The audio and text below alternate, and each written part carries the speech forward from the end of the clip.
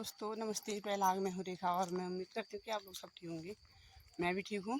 और जैसा कि आज है जन्माष्टमी, तो सभी को जन्माष्टमी बहुत बहुत बधाई। मैं जा रही हूँ अभी मंदिर में। यहाँ आज छठा दिन है शिव पुराण का, महाशिव पुराण का छठा दिन चल रहा है आज। तो मैं वैसे वीडियो डाल ही रही हूँ रोज़ और आप तक पहुँच रही है, आप देखिएगा। आज भी बना रही हूँ, मैं जा रही हूँ। अभी बेटा आ नहीं रहा है, वो कन्हैया बन रहा है, इसलिए वो तो घर में है, तैयार हो रहा है। थोड़ी देर में जाके आती हूँ और फिर मैं दिखाते रहूँगी आपको आज का दिन कैसा होता है, क्या क्या होता है वहाँ। रात को भी होगा प्रोग्राम, तो मैं दिखाऊंगी आपको। ये राधा बने हैं, कृष्ण बने हैं, सब लोग जा रहे हैं अभी। हमारी बुआ भी आई है आज। ओ बुआ आज आ रही है बाबू, बुआ आज आ रही है। 6 दिन हो गया ना, आज क्या तुम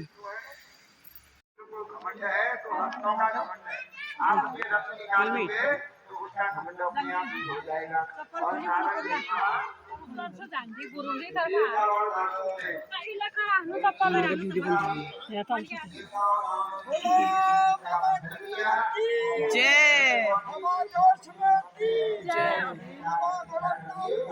जय जय भैया। और समुद्र को कि आज से में कोई कृष्णा नहीं करेगा। कैसा हो रहा है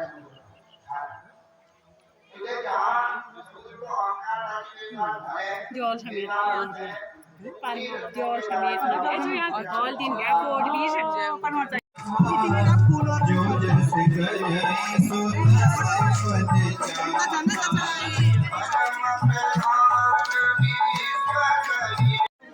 जब जब हो धर्म की हानि, जब जब हो धर्म की हानि।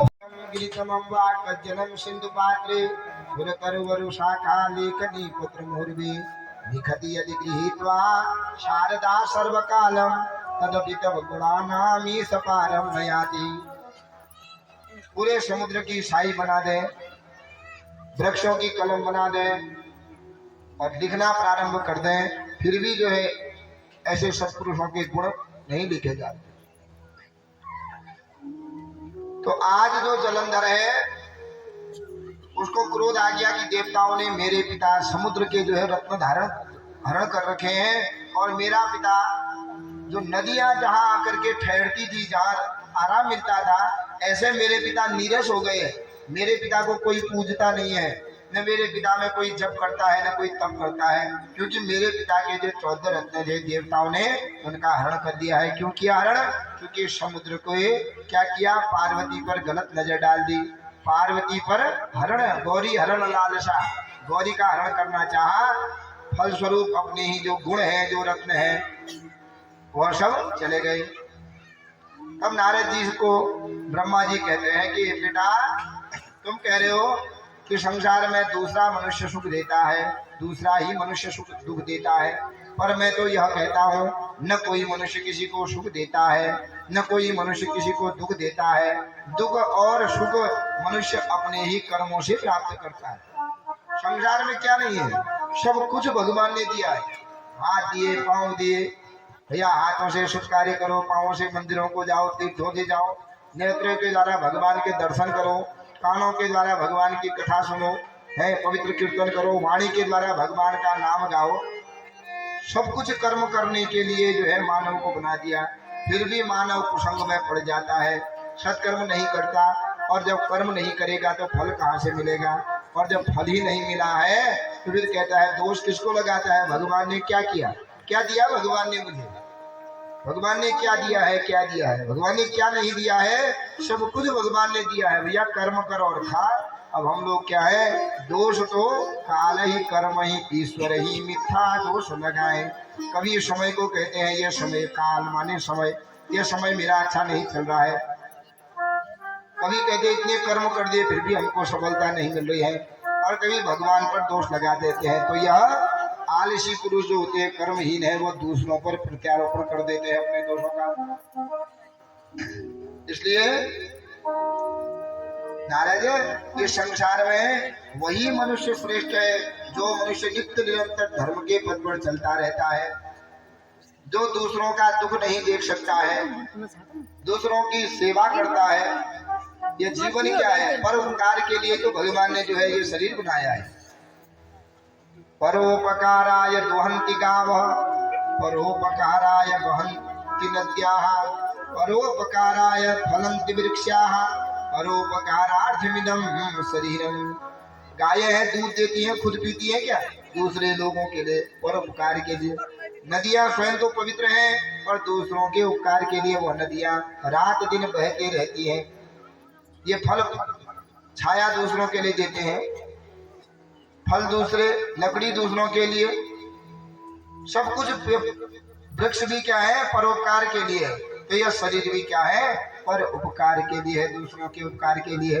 पर नारद जी, मनुष्य दूसरों का उपकार तो छोड़ो, अपना ही उपकार नहीं करता है, उपकार करता है और अंत में दोष दूसरों को लगाता है। तो इसलिए जलंधर के पिता जो समुद्र है, उन समुद्र ने अपने ही दुखों के कारण को दुख को प्राप्त किया, कर्मों के कारण, और उन वो नीरस हो गए, पूजनीय नहीं हुए। तो जलंधर ने जब यह बात सुनी कि मेरे पिता को के जो रत्न है वह रत्न देवताओं ने छोड़ दिए हैं, तो जलंधर बड़ा क्रोधित हुआ, इन देवताओं को मैं नहीं छोड़ूंगा। तो वृंदा के साथ विवाह कर लिया। और वृंदा, इसको वरदान प्राप्त था कि जब तक तेरी स्त्री पतिव्रता रहेगी तब तक तुझे कोई भी रण में नहीं हरा पाएगा। तो पत्नी से कहता है, देवी तुम पतिव्रता हो, मुझे तुम पर विश्वास है, और आज तुम्हारे ही पातिव्रत धर्म के अनुसार मैं क्या करूंगा?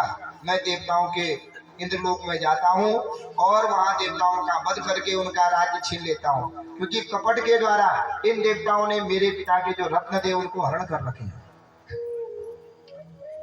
तो वृंदा बार बार मना करती है, लेकिन जब यह जलंधर नहीं मानता है तो वृंदा कहती है, भैया लड़ाई करने जा रहे हैं, तो अगर मैं बार बार टोका टिप्पणी करूं तो अच्छा नहीं होता। ठीक है महाराज, जब आपको वरदान प्राप्त है कि जब तक मैं पतिव्रता रहूंगी तब तक आपको कोई कुछ नहीं होगा, तो मैं संकल्प लेती हूँ जब तक आप रण से नहीं आ जाएंगे तब तक मैं घर से बाहर ही नहीं निकलूंगी। तो जलंधर ने जाकर के इंद्रलोक में चले गए। नंदन, जो इंद्र का जो वन है, नंदन नाम का वन है, उस नंदन वन में डेरा डाल लिया और देवताओं के साथ अनेक प्रकार से युद्ध करने लगे। तो मया देवा हते युद्धे उत्तिष्ठन्ति कथम पुनः त्वतः संजीवनी विद्या नैमानन्य त्रिवैशिता। अनेक प्रकार से जब युद्ध होता है, देवता लोग दैत्यों को तो मारते हैं, पर शुक्राचार्य दैत्यों के जो गुरु हैं वो मृत संजीवनी विद्या के द्वारा उन देवताओं को पुनः जो है दैत्यों को जीवित कर देते हैं।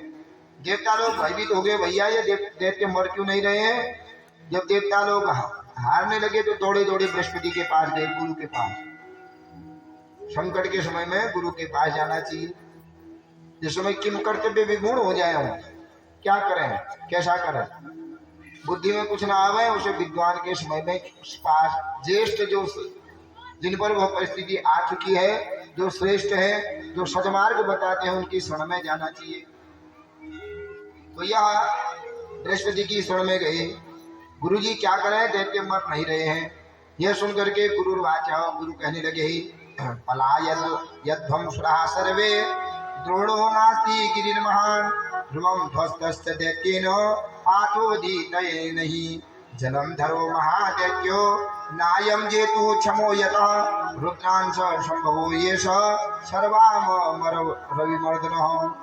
अरे भैया, तुम अभी किसी भी काल में नहीं जीत सकते हो। बृहस्पति ने पंचांग खोला, तुम्हारी दशा खराब चल रही है, उनकी दशा प्रचंड बढ़िया चल रही है। महाराज तो क्या करें, पलायन करो अपना। जहाँ पर जीतना नहीं होता वहां पर व्यर्थ में लड़ाई मत करो, अपने बल को नष्ट न करो, वहां दुखी दुख मिलेगा, क्योंकि तुम्हारी अभी जो दशाएं हैं वो कमजोर चल रही हैं, दबने वाली। महाराज ये दैत्य मर के भी जीवित कैसे हो रहे हैं, क्योंकि उनके गुरु जो शुक्राचार्य हैं वो मृत संजीवनी विद्या के द्वारा सबको जीवित कर दे रहे हैं। इसलिए तुम धैर्य करो, धैर्य में रह करके क्या करो, जिस समय विपत्ति आती है, 4 चीजों की विपत्ति के समय में परीक्षा लेनी चाहिए। तो क्या है 4 चीज वो? जब हमको विपत्ति आ जाती है, हिमकड़ते भी विमूढ़ हो जाते हैं, आपत्ति शरीर में आ जावे, तो उस समय 4 चीजों की परीक्षा लेनी चाहिए। 3 आश्रम गृहस्थ पर ही रहते हैं, ब्रह्मचर्य विद्यार्थी लोग, वानप्रस्थ जो वन में रहते हैं, और 30 चौथे हैं सन्यासी। 3 आश्रमों की पूर्ति ही गृहस्थ जीवन से होती है। तो गृहस्थ का धर्म है, कोई ब्रह्मचारी पढ़ने वाला धर्म के अंदर प्रकट हुए और विभीषण के रूप में ही सीता जी की क्या हुई, रक्षा हुई, लंका का संपूर्ण नाश हो गया। तो ये धर्म पर जो मनुष्य चलता है, समय आने पर वही, जब विपत्ति आ जाती है तो वही धर्म हमारा साथ देता है। और तीसरा है मित्र। अगर मित्र की पहचान होती है विपत्ति में, इस समय जेब में पैसे हो, खूब पार्टी कराओ तो खूब मित्र हो जाते हैं। जब विपत्ति आती है तो कोई दुख आ गया, उस समय अजमाओ कि मेरा मित्र सच्चा मित्र है या खाने पीने तक का ही मित्र था। और चौथा है नारी, पत्नी को पति और पति को पत्नी अजमानी चाहिए जब विपत्ति आ जाती है। चलिए भैया, अभी तुम देवताओं पर विपत्ति आई है, इसलिए तुम देवता विपत्ति काल में धैर्य का धारण करना चाहिए, क्योंकि तुम्हारा मेरे पास तो कोई औषधि थी नहीं। जब तुम लोगों को कोई कष्ट होता था युद्ध में, तो मैं द्रोण पर्वत पर जाता था, वहां से औषधि ला करके तुमको स्वस्थ करता था। पर जलंधर ने वो द्रोण पर्वत को भी समुद्र में गिरा दिया है। अब न तुमको बचाने के लिए मेरे पास कोई औषधि है स्वस्थ करने के लिए, न मेरे पास ऐसे कोई संजीवनी मंत्र है। जब तक आपकी दशा ठीक नहीं होती, आप शांत हो जाइए, एक जगह कहीं छुप जाइए। तो देवता लोग सब वहां से भाग करके सुमेरु पर्वत की गुफा में छिप गए। जब सुमेरु पर्वत की गुफा में सब छुप गए, जलंधर ने स्वर्ग पर राज्य कर लिया, सभी देवताओं का राज्य ले लिया जलंधर ने।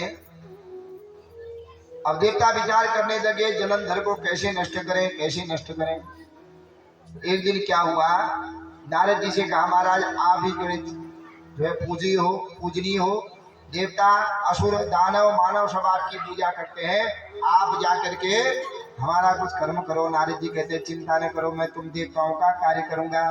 तो नारद जी गए जलंधर के बाद, जलंधर ने नारद का स्वागत किया। नारद आज कैसे आ गए? अरे महाराज आपके पास स्वर्ग का वैभव है, इंद्र का जैसा राज्य है, सब कुछ आपके पास है। जब अपने पास धन अच्छा हो, पद प्रतिष्ठा अच्छी हो, तो स्त्री भी अच्छी होनी चाहिए। तुम्हारे पास सब कुछ अच्छा है पर स्त्री तुम्हारी अच्छी नहीं है, तो तुम्हारे योग्य जो औरत है वो कौन है? वह है श्री भगवती पार्वती मैया। और शंकर जी के साथ रहती थी, और तुमने जो है सबका राज्य ले लिया, तो देवता तो भाग गए। अब वो बेचारी इतनी सुशील है, सुंदर है, और कहीं जो है छिप करके रह रही है। तो गौरी जो है तुम्हारी अर्धांगिनी होनी चाहिए। वो माने अंधकार, वो माने प्रकाश। जो अंधकार मिटा करके प्रकाश दे दे वही गुरु होता है। महाराज आप सच में गुरु हैं, क्योंकि आज आपने उन राक्षसों से मेरी रक्षा कर दी है। तो महाराज आप सिद्ध पुरुष भी हैं, आपका माथा ही बता रहा है। तो महाराज आप बताइए कि आप मेरे पति अभी किस हाल में है? महाराज मेरे पति कहाँ होंगे, आप यह पता करो। तो इतने में राक्षस क्या बन गए? भगवान की माया थी, जब भगाया वहां से तो चुपचाप आ गए और वृक्ष में बंदर बन करके बैठे हुए।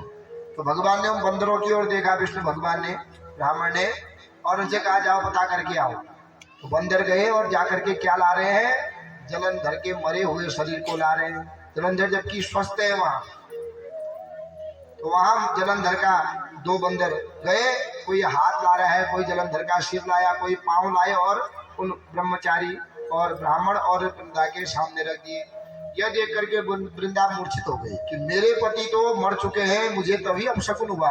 तभी मेरा मन जो है डगमगाने लगा कि मेरे पति कब मरे। उन अंगों को जोड़ती है, उनका आलिंगन करती है। महाराज आप तो जाते समय कह गए थे कि मैं स्वस्थ आऊंगा, शीघ्र आऊंगा।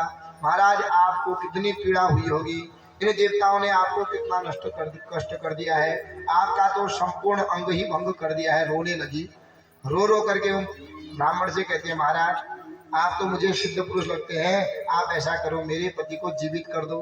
तो भगवान ने हाथ में जल लिया और छल के द्वारा उस पति को जीवित कर दिया। तो जलंधर का जैसा शरीर बन गया है, वह अपने पति की पूजा करने लगी, ब्राह्मण को पूजा करके कहने लगी महाराज धन्य है आप, आज आपके शरण में आने से मैं भी बच गई हूँ और मेरे पति भी बच गए हैं। हे महाराज, आप इसी प्रकार जो है हमारी रक्षा करते रहना। तो ब्राह्मण को प्रणाम करके घर गई और जलंधर को अपने साथ घर ले गई। जैसे ही घर ले गई, घर में गई कि आप अब जीत करके आ गए हैं, मैंने जब तक पतिव्रता है तब तक आपको कुछ नहीं हो सकता था, ऐसा कहा। तो आज सिद्ध पुरुष के द्वारा मेरा क्या हो गया है, मेरे मरे हुए पति, मेरा गया हुआ सुहाग पूर्ण वापस आ गया है। तो पांव पूजा करी देवी पर, पांव धोए, माला पहनाई, आरती करी और अंदर गई। जैसे ही गले लगी तो गले लग के क्या हुआ, उसका पतिव्रता धर्म नष्ट हो गया, क्योंकि वह भगवान विष्णु ही थे जो जालंधर का रूप बने थे। इतने में वहां युद्ध होने लगा। भगवान शंकर ने चक्र के द्वारा जालंधर को वहां मार दिया। जैसे ही आलिंगन किया, गले मिली, तो उसके संपूर्ण शरीर में कंपन होने लगी, समस्त रोमकूप उठने लगे। वह समझ गई कि यह मेरा पति नहीं है, कोई न कोई इसमें छल हुआ है। तो मुझे क्या करना चाहिए, दूर हो गई, धक्का दे दिया, महाराज आप मेरे पति नहीं हो, क्योंकि मैं पतिव्रता स्त्री हूँ और मैं अपने पति का स्पर्श ही बता सकती हूँ। आपको स्पर्श करने से मेरा मन डगमगा।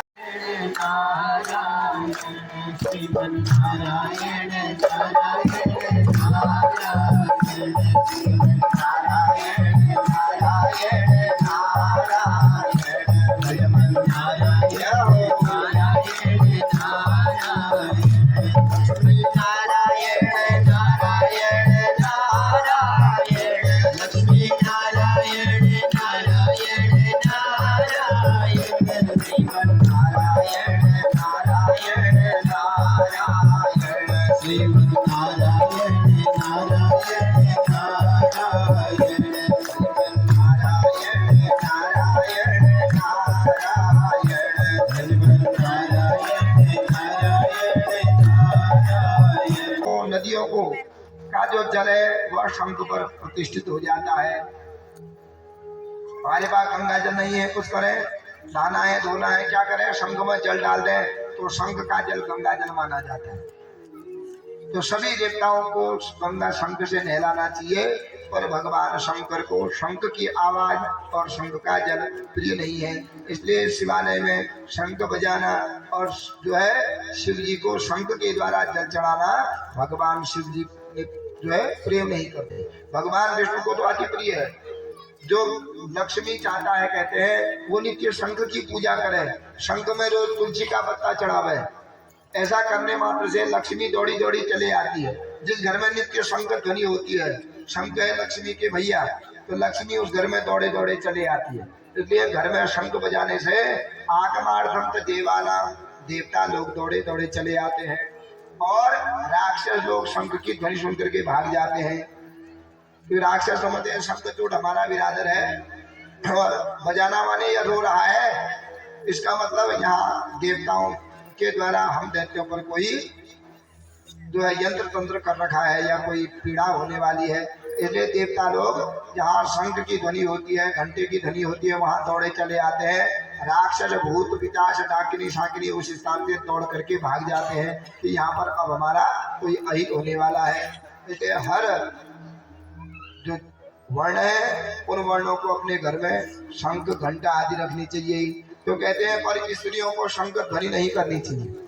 जो स्त्री शंख बजाती है उसके घर से लक्ष्मी कुपित हो जाती है, लक्ष्मी हरण हो जाती है, उनके भाई की उम्र क्षीण होती है।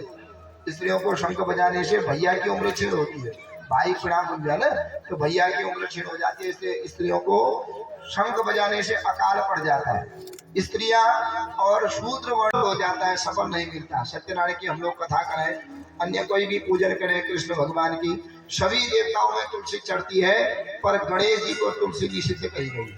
जो मनुष्य भूल कर भी गणेश जी में तुलसी चढ़ा देता है उसको पाप लगता है। तो जब गणेश जी में तुलसी नहीं चढ़ती, इसलिए पंचामृत में तुलसी हल्दी जाने तुम लोग, पंचामृत में तुलसी वैसे नहीं होती। पंचव स्वयं में अपने आप पंच अमृत है, वो दूध दही घी शहद और चीनी 5 चीज डालो, तुलसी पंचामृत में नहीं पड़ती। वो तो जब भगवान विष्णु की सत्यनारायण की पूजा होती है तो भगवान विष्णु बिना तुलसी के भोग नहीं लगता है, नहीं है। भगवान विष्णु में कभी चावल नहीं चढ़ाने चाहिए, शिव जी में कभी केतकी माने केलड़ी फूल न चढ़े थे, भगवान विष्णु को कभी तुलसी नहीं चढ़ानी चाहिए, सूर्य भगवान को कभी बेलपत्र नहीं चढ़ाना चाहिए, भगवती को कभी दूब नहीं चढ़ानी चाहिए। तो नियम होता है ना अलग अलग चीजों का, इसलिए भगवान गणेश जी को कभी भी तुलसी को नहीं चढ़ानी चाहिए। तो इस लगा संग कंठ का महत्व बताया, तुलसी का महत्व बताया, उसका पहले होना चाहिए। और धर्म कहता है बड़ा छोटा कुछ नहीं, जो ज्ञान में बड़ा होता है, ये उम्र से थोड़ी बड़ा छोटा होता है। शास्त्र उसी को बड़ा मानते हैं जिसके पास ज्ञान होता है। वयोवृद्ध उम्र के बड़े को बड़ा नहीं कहते, ज्ञान में जो ऐसा सुनना क्या था, गणेश जी बेचारे तो निर्बल हो गए कि मैं तो मेरा वाहन क्या है, मुसुक बड़े घंटा लगा के उठ जाना है। और कार्तिकेय ने यह सुना तो अपना वाहन जो मोर है उसको तैयार किया, मोर पर बैठ करके दौड़ गए। और गणेश जी अंदर गए, क्या करूं भैया, मैं तो जिंदगी बीत जाएगी फिर भी पृथ्वी का जो है चक्कर नहीं लगा पाऊंगा, तो क्या करूं। तब गणेश जी के बुद्धि वाले हैं, तो अंदर से पूजा की थाली ले गए, एक लोटे में पानी ले गए, फूल तोड़ करके माला बना करके लाए, आरती ले गए, माता पिता को बैठाया, बैठो।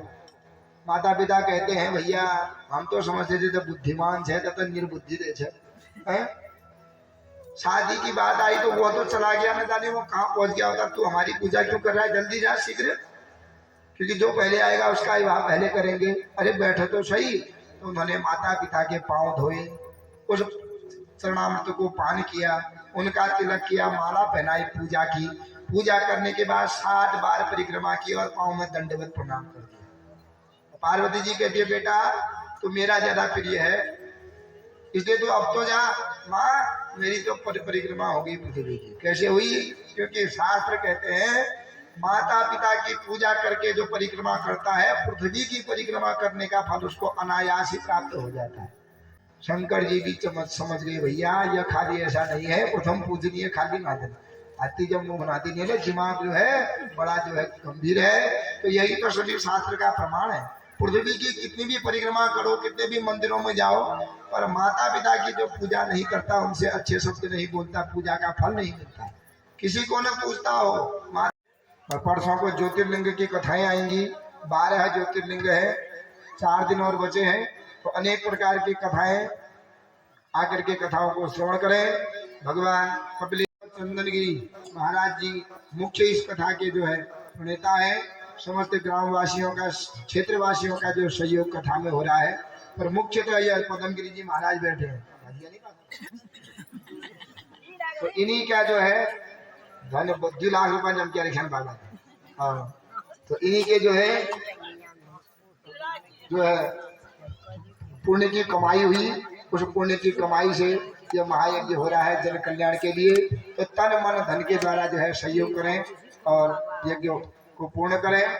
11 तारीख को भंडारा है सोमवार को, तो आप सादर सपरिवार इष्ट मित्र बंधु बांधव अगल बगल सब सहित सादर सामंत्रित हैं, आकर के देव दर्शन करें, प्रसादी ग्रहण करके यज्ञ को पूर्ण करें। बोलो माँ शंकर भगवान की। बड़े बड़े जो है यहाँ यज्ञ होते हैं, सिद्ध संत पुरुष आते हैं। आपने देखा सिद्ध संत भी आए हमारे मध्य जी, जो ज्ञान में भी वृद्ध है और उम्र में भी हमारे से वृद्ध है। श्री श्याम दत्त पांडे जी बड़े ही विद्वान पुरुष हैं, पांडे गांव के बैठे हैं महाराज जी है, बड़े ही सज्जन पुरुष हैं। हमारे तो जो है दादाजी के तुल्य है, यहाँ समय समय पर जो है इनसे आशीर्वाद मिलते रहता है। साथ में बिपिन चंद्र जोशी जी आचार्य हैं व्याकरण से अपने जमाने के, तो बड़े ही अच्छे पंडित हैं। तो ऐसे सज्जन पुरुष आ रहे हैं और इनका आशीर्वाद हमको मिल रहा है, दर्शन हो रहे हैं, हमारा यज्ञ सफल हो रहा है। तो भगवान सबकी मनोकामनाओं को पूर्ण करें, आरती ग्रहण करें, प्रसाद लेकर के। भोले हर शिव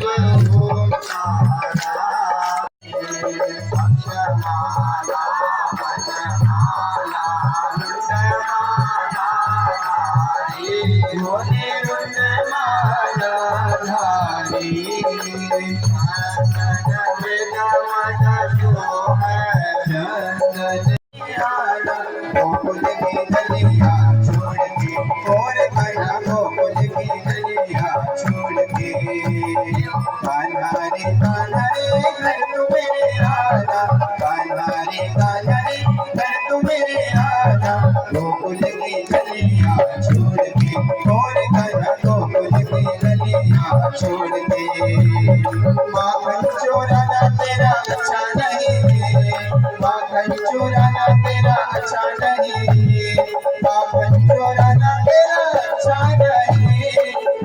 चोराना तेरा अच्छा नहीं। छोटे छोटे बाल, छोटी छोटी मैया, छोटे छोटे बाल, छोटो तो मानो तो मानो तो मेरो बने गुमान हरी जाने तो मेरो।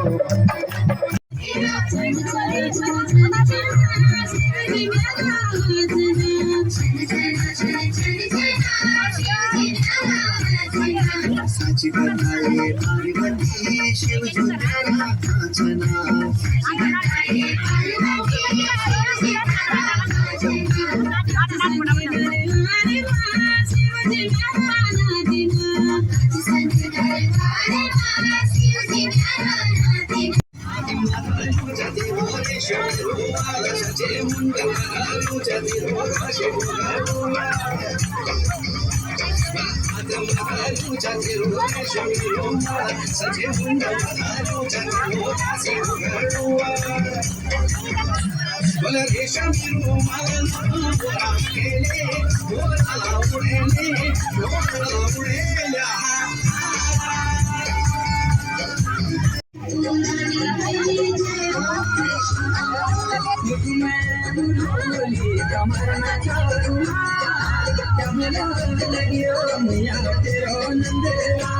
भक्तजन सब खुश है, सब डांस कर रहे हैं।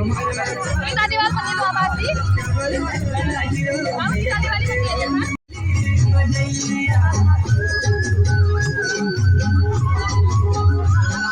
पिटाई कगड़ी जन लगाया गुरु बना हमरा कगड़ी।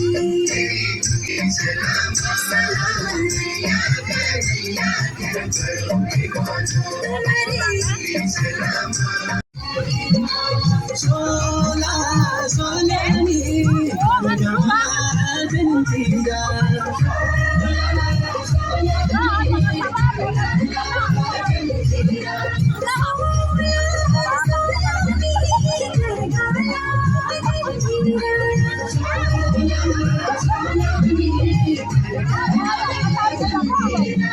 तेरी मेरी बेटा बेटा, तेरी मेरी बेटा बेटा।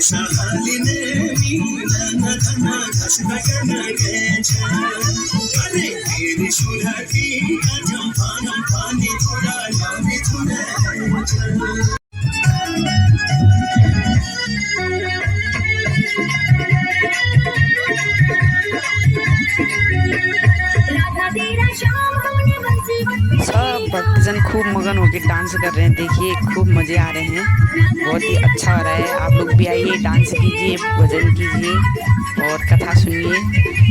बहुत ही अच्छा लग रहा है, बहुत ही अच्छा, बहुत ही सुंदर।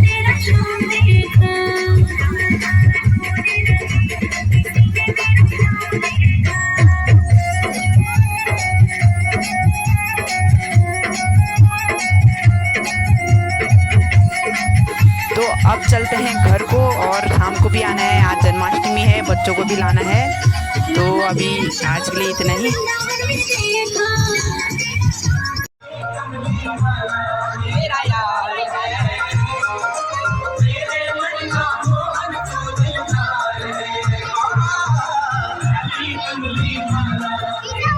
और ये चल दिए हम घर को, और प्रसाद लेते हैं नीचे गेट से। तो शाम को आएंगे और कल की वीडियो और दिखाऊंगी मैं आप लोगों को। तब तक के लिए आप लोग स्वस्थ रहें, मस्त रहें और हंसते रहें। मेरी वीडियो को देखते रहिए। यहाँ चन्नामीर तो प्रसाद मिल रहा है।